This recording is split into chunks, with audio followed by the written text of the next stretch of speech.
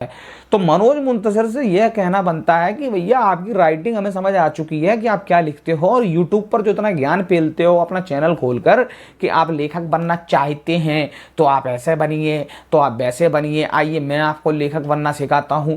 तुमसे जो भी सीख कर लेखक बनेगा वो सच बता रहा हूं या तो उल्लू एप्लीकेशन के लिए स्क्रिप्ट लिखेगा, या फिर अल्टबालाजी के लिए लिखेगा, या राज कुंद्रा साहब उसे हायर कर लेंगे अपने हॉटशॉट के लिए, मुझे पक्का पता है। क्योंकि इतना अच्छा जो तुमने यहाँ पर कर दिखाया है, अपना कीर्तिमान कसा है, इसे देखकर ये साफ पता चलता है कि कितना हुनर है तुम्हारे अंदर।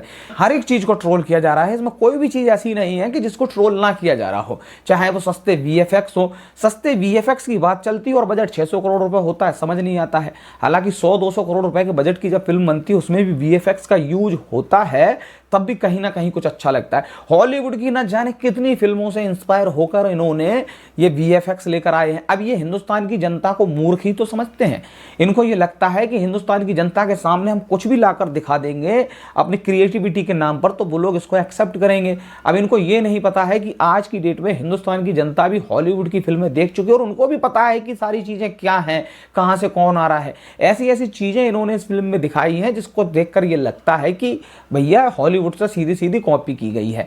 एक चीज मैं आपको और बता दूं कि बॉलीवुड में एक काम और होता है कि जितना बड़ा फिल्म का बजट उतना ही बड़ा घोटाला। यानी 600 करोड़ रुपए की फिल्म होती है तो कम से कम नहीं तो 100-200 करोड़ रुपए घोटाला होता है। ये बहुत से फिल्म वाले ही खुद कह चुके हैं, ये मैं नहीं कह रहा हूं। ये दुनिया में मीडिया में चीजें वायरल हैं कि जितना बड़ा बजट उतने बड़े पेट वाले बैठे हैं, सबके पास में अपना अपना अपना अपना कट जाता है। ये 600 करोड़ रुपए भूषण कुमार से लेकर इन्होंने ये रचा है, ये बनाया है, जिसको दुनिया देखना ही पसंद नहीं कर रही है।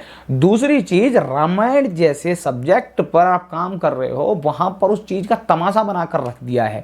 हर एक चीज को अगर वहां पर बारीकी से देखा जाए तो कुछ भी अच्छा नहीं है। फिल्म के अंदर अगर देखा जाए तो रामायण और महाभारत जैसी चीजें ऐसी होती हैं जिनमें संवाद बहुत जरूरी होते हैं, लेकिन ये संवाद लेखक जो है मनोज मुंतशिर शायद संवाद लिखना ही भूल गए थे। क्योंकि मैं फिर भी वही कह रहा हूं कि अल्ट बालाजी के लिए शायद कोई वेब सीरीज लिख रहे थे तो पन्ने इधर के उधर हो गए भैया, और कुछ नहीं हुआ है।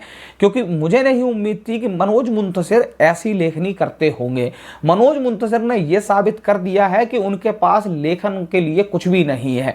कुछ वक्त पहले एक और चर्चा चली थी, मुझे ठीक से याद नहीं आ रहा है, कि यहाँ शायद इनके ऊपर यह आरोप भी लगा था कि इन्होंने किसी गाने को कॉपी पेस्ट किया है। तो बिल्कुल भैया सही बात लगती है मुझे, क्योंकि इनकी ओरिजिनल राइटिंग को देखकर यही पता चलता है कि इन्होंने जो अच्छे अच्छे हिट गाने दिए हैं, जो कुछ लिखे हैं, समझ नहीं आता इन्होंने कैसे लिखे हैं। हो सकता है कहीं से कॉपी पेस्ट ही किए होंगे। आप लोगों को मैं एक चीज और बता दूं जानकारी के लिए कि बॉलीवुड के अंदर जितने भी बड़े बड़े डायरेक्टर या राइटर होते हैं और जितने भी ये लिरिक्स राइटर होते हैं, इनके साथ में होता क्या है, जितने भी स्ट्रगलिंग राइटर होते हैं जो कुछ करना चाहते हैं, कुछ बनना चाहते हैं, तो एक घोस्ट राइटर टाइप की एक चीज़ और चल रही होती है मुंबई में कि यानी कि आप हमारे लिए लिखो, हम आपको सिर्फ पैसे देंगे, नाम नहीं देंगे। तो आपको पता है कि हिंदुस्तान के अंदर भी बहुत बड़े बड़े अच्छे लेवल के राइटर पड़े जो आम लोग हैं। मैं सेलिब्रिटी टाइप के लोगों की बात नहीं कर रहा हूँ, जो आम लोग हैं जो बहुत अच्छा लिखना जानते हैं, तो वो बेचारे मुंबई जाते हैं कि उनको एक चांस मिल जाए। अब उनको चांस मिल नहीं पा रहा होता है, अपने सर्वाइवल के लिए उनको कुछ ना कुछ काम करना होता है। अब हालांकि जो राइटर होता है, जो लेखक होता है, वो वाकई में जेन्युइन होता है, वो जो लिखेगा तो अपनी शिद्दत से ही लिखेगा।